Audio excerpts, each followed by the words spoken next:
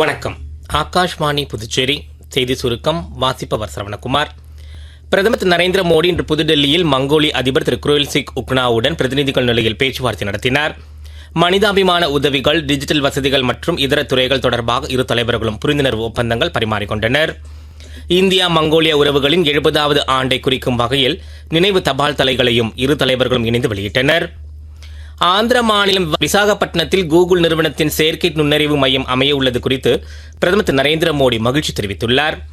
இம்மையத்தினால் அதிநவீன தொழில்நுட்ப வசதிகள் மக்களுக்கு கிடைக்கவும், டிஜிட்டல் பொருளாதாரம் வலுப்பெறவும், உலக அளவிலான தொழில்நுட்பத்துறையில் முன்னணி நாடாக இந்தியா மேம்படவும் ஏதுவாகும் என்று சமூக ஊடகத்தில் கூகுள் தலைமை செயல் அதிகாரி திரு சுந்தர் பிச்சை இன்று வெளியிட்டுள்ள பதிவுக்கான பதிலில் பிரதமர் கூறியுள்ளார்.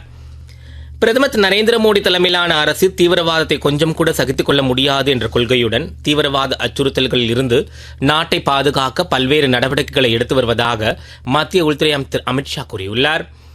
இன்று ஹரியானா மாநிலம் மானேசரில் தேசிய பாதுகாப்பு குழுவின் 41வது உதயநாள் விழாவில் பேசுகையில் அவர் இவ்வாறு கூறினார்.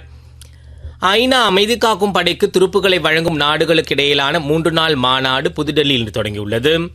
சர்வதேச விதிமுறைகளை சில நாடுகள் வெளிப்படையாகவே மீறுவதால் பன்னாட்டு கட்டமைப்புகளில் காலத்திற்கு ஒவ்வாத அம்சங்களை சீரமைத்தல் அவசியம் என்று பாதுகாப்பு அமைச்சர் திரு ராஜ்நாத் சிங் இம்மாநாட்டில் பேசுகையில் கூறினார்.